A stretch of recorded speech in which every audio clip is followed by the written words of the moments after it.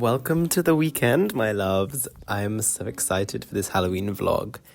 I started off on Saturday by planning out all the stuff I needed to do. I always like doing this with pen and paper because I'm always using my computer. It's nice just to mind map and blurt out every single thing, whether it's academic or just general stuff to do in life, on paper. Then I went to the college brunch, which is an absolute favourite of mine. So I just went to go get some tape for my broken finger, and I was walking down the street and I saw this girl in a college puffer and I was like, that looks just like my sister's best friend. And you know who it was? It was my sister's best friend, my older sister. And you know who she was with? My older sister. So I just bumped into my older sister and all her friends in the street, which is so funny and great because she used to live 6 hours away and now I could just bump into her in the street. My first academic task of the day was a translation from English to Spanish. Like mentioned previously, I always do these in time conditions and afterwards read them out loud just to see if it sounds alright. Darle más atención individual de lo que recibía en el campo entre miles de otros niños. Mientras vivía ahí. I then went on a walk with Oliver as a study break. Wow, Oliver, how are you, Queen? Slaying, driving, whipping, all the above. How was your poetry conference today? Sure. I then spent the afternoon mainly working on Spanish language homework and revision. I also finally completed my application to the Cambridge Content Creator Programme, which was the opportunity to collaborate with the official Cambridge social media channels. In the evening, I carried on in the library, but perhaps causing a little more nuisance as I was printing out photos for my Halloween costume that evening. I will explain this later on. Just walking around the library. Oh.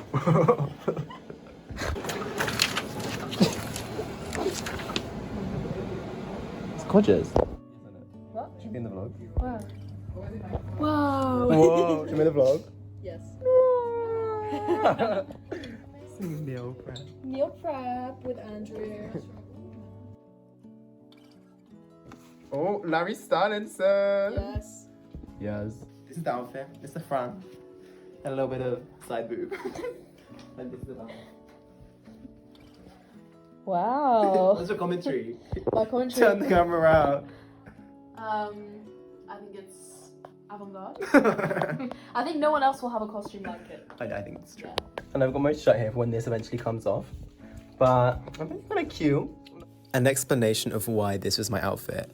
The theme for the party was conspiracy theories, and everyone else was going as like aliens. So I was like, ugh, I want to go with something original. So I went as Larry Starlinson, which was a great idea in my opinion. But anyway, this is Prees, which was Oliver's. It was so much fun.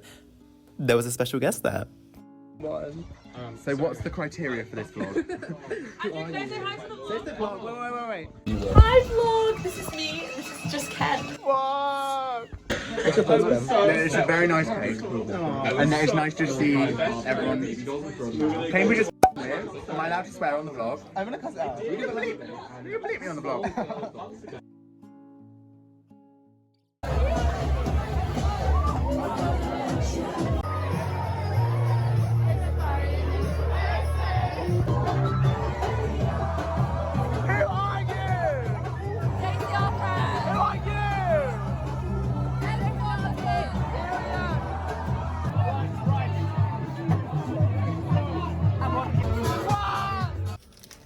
Okay, everyone, let's have a little get ready with me and talk about last night.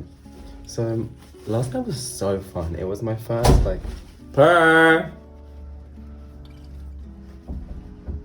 Hello?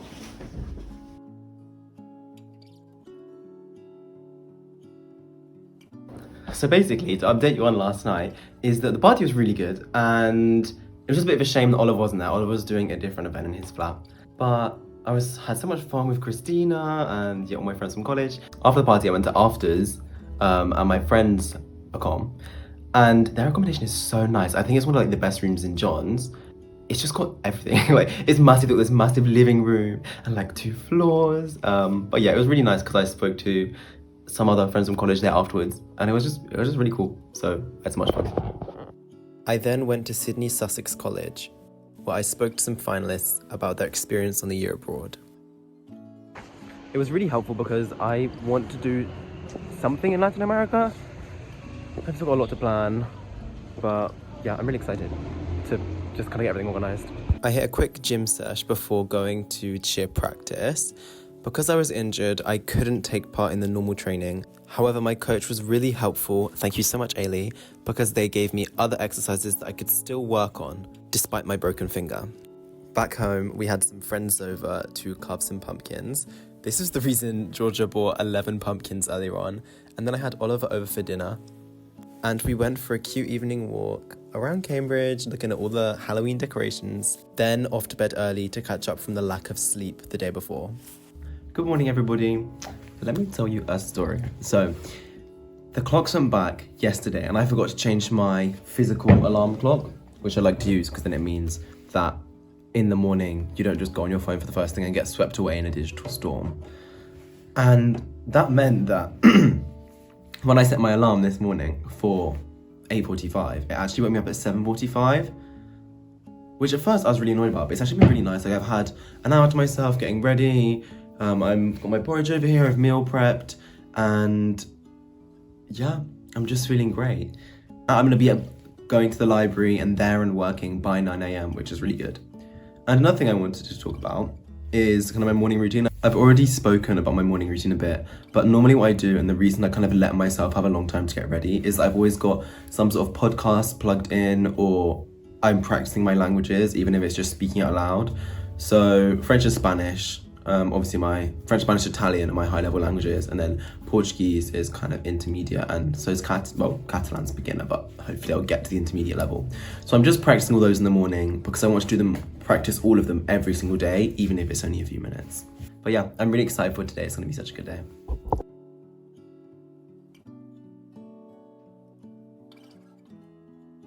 I created a presentation in Spanish about how the unrealistic representation of the teenage experience is actually unhelpful for the viewers.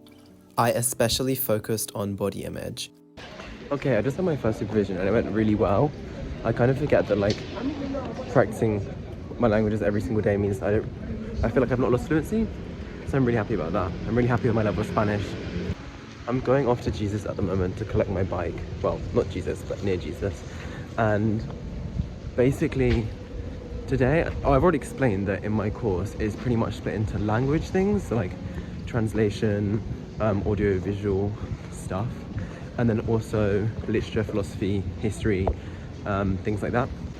So for the kind of more cultural literary stuff, I chose cinema and literature, and then language stuff is translation, audio visual things.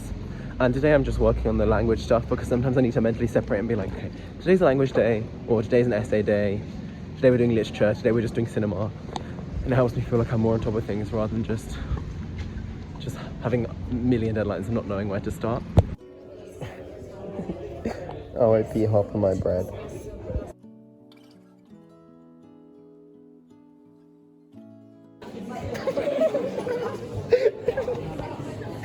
That guy's looking at us.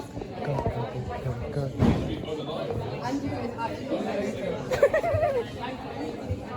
Guys, I've got home from faculty and I had a big fat chat with my housemate, which was great. And also before that, I went on a coffee date with someone who I'm doing a language exchange with, which is organised by the CULC, include me here. And that was really cool. She's actually also a native English speaker, but she's so good at French. So we had a good time speaking French for an hour, and I've come home and I'm just trying to set up my diary, and I realised, like, damn, I have so many plans that are half made that I need to finish. So I've just spent 1 hour just sending off texts, being like, can we do this, can we do that? And I'm trying to organise a form with my sister and her husband and 3 of my friends, which is a logistic nightmare, having like 3 super curricular involved in every single club ever, friends, and then organising a formal with them and then other people as well. But yeah, I'm super excited for it. So I'm just trying to, call my friends, organise when they're gonna come to Cambridge, organise everything, organise coffee dates, organise study dates. Yeah, a bit stressful, but everything's going well.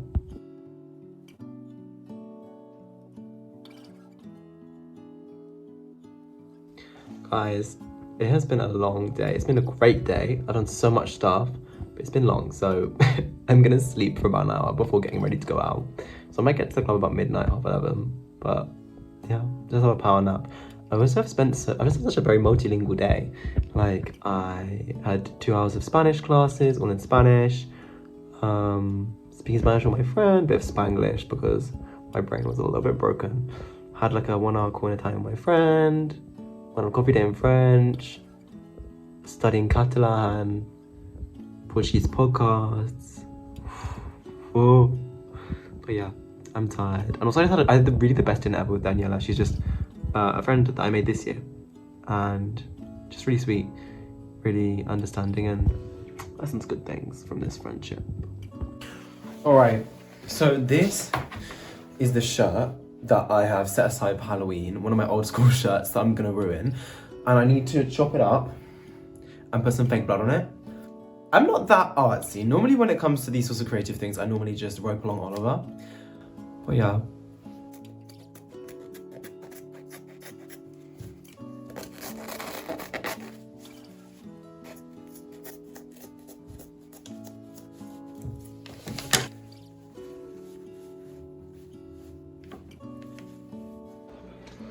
Guys, I'm not gonna lie, apart from my costume, tonight really didn't eat that much.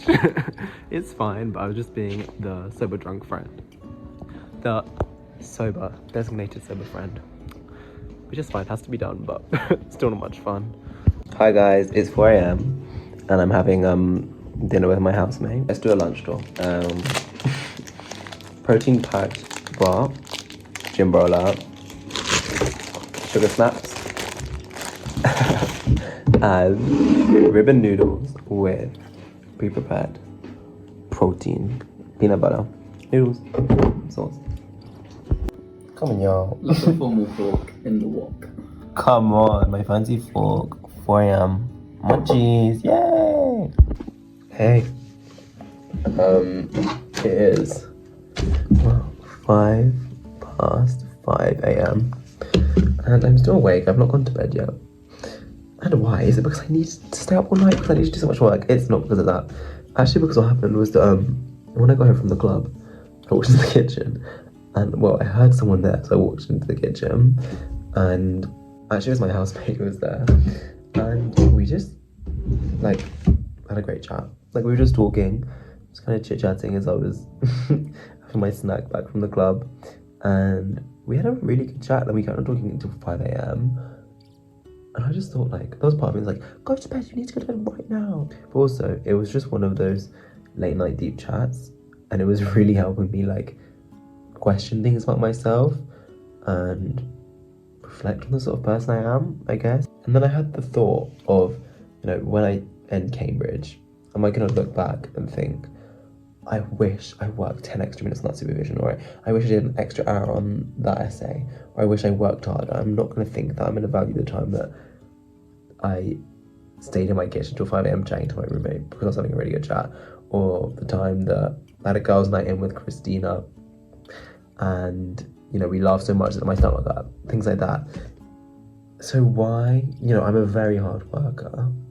So every now and then, you know, if I want to stay up to 5 AM doing things like that, so be it. So I'm probably not making so much sense, but that's what I'm feeling at the moment. I'm not feeling guilty for staying up so late. Okay, so it's already 1 PM, which is annoying because, I mean, I'm ready, I've planned what I'm going to do, but that's so late, I've missed the whole morning. Oh well, we already spoke about yesterday that I had a good chat with my housemate and it was worth it. I've not got long to work though, because I've got a meeting at 5, so I'm just going to try and get things done as effectively and quickly as possible with no procrastination, and kind of try and use the 80-20 rule a bit. And basically, a lot of it has got a very specific vocab in it. Like, you get down to here and it's talking about just things you probably wouldn't know in a foreign language, like, I don't know, bread and butter pudding, or eluptian. I don't know if I'm just very uncultured, but I don't even know what that is. I thought, well, I can just search all these words up, because you're allowed, I think you're allowed, or you are allowed, and maybe even encouraged, to do these tasks using a dictionary. But then I thought, well, it doesn't really make sense because the day of the exam, I'm gonna not have a dictionary. It's gonna be exam conditions, so I might as well get used to doing that now, because translating with a dictionary and translating without a dictionary obviously are two very different tasks. So I just put a timer on for 1 hour, did the translation. It would have been better if I searched up some of the words, but at least I'm getting used to doing the skill that I'm gonna have to do in the exam. I was at my Catalan class, and bar the kind of upsetting about that, it was really good. And one thing that made me laugh is that she kept saying this word like dijous, and I was like, what does that mean? And I realized it meant Thursday, and like that's what my homework is doing. And that explained why I missed the last assignment. But yeah, it's really good. It's very intense, but I love Catalan, and all the classes are in Catalan. They have been from the start. My friend Tamsin from Cheer organised a cute social event for the cheerleaders on Halloween, which was chips and chat. So we went to the Hawks Clubhouse, which is where quite a lot of sports social events are hosted. And it was very wholesome. We just had a good old chat, and I got back home nice and early. Gorgeous, beautiful, wonderful. Okay, I know it's Halloween, but I've just had a lot on today. So, I mean, committee stuff, which was fine, to our meeting, I saw a friend, and yeah, another reminder that like sometimes if you need to speak to someone, that's more important than work. If it's something personal, obviously always prioritize your mental health. But I just don't want to go out this evening. Hopefully I'll be going out tomorrow evening, so I'm just gonna go to the library because I've really done so little work, which is a bit of a sad way to spend your Halloween. But I just thought if I go, I'm just not gonna want to be at the club or at a party. Like I got invited, but I just thought I'm just tired. Yeah, so I'm just gonna go to the library. It's 11:30 and I'm leaving the library. I did some really good research on the year abroad. That was some really good work that I need to get done. But it's funny because everyone's walking past me in Halloween costumes to go to the club. And I'm just going back home to go to bed. Okay, so it is the 1st of November, and this morning I had another admin morning, and I basically want to talk about this because I feel like something I really want to get across in this vlog is that work is not the most important thing ever. Obviously it's very important. If you're at Cambridge, you're highly motivated, you love your degree, you want to get things done. But don't beat yourself up if you don't. So for example, this morning I was getting my exam arrangements sorted out because I have ADHD and I have extra time in exams, rest breaks, things like that. Making sure my documentation of my diagnosis of that was uploaded, getting in contact with my study skills mentor, with my ADHD mentor, emailing the university about opportunities to collaborate with the social media team, doing things like that, going through old supervision work and sending my supervisors emails about, hey, actually, what do you mean by that comment? So it's kind of like, firstly, working smart, not hard. So obviously a part of that is pre-planning. You know, in the moment I feel bad because this morning I've only done a little bit of academic work. I've just done a bit of some flashcards, and that's the only thing I'm going to do that's actually going to come up in my exam. However, organising these exam arrangements is helping me in the long run. And also, this is also very true for friendships, not just academically. For example, if you bump into somebody and they don't seem like they're doing great, stop and have a chat with them. Half an hour, 1 hour out of your day of work seems like a lot in the moment, but speaking to that person is going to nourish your friendship. And that's one thing I'm really trying to implement this year, is not just be kind of completely focused solely on my academic work. Also try and keep an eye out for year abroad opportunities, keep an eye out for any internship opportunities, thinking about what I'm going to do after my degree, and accept that just giving 100% of all my time to my degree is not actually what's best for me. So yeah, that's what I've been doing this morning. I met up with Sky for lunch, and she had the most gorgeous burger, which was so squidgy and fluffy. Wow, fluffy butt. She helped me sell my clubbing ticket because I was just tired. And we checked out the Halloween selection of treats.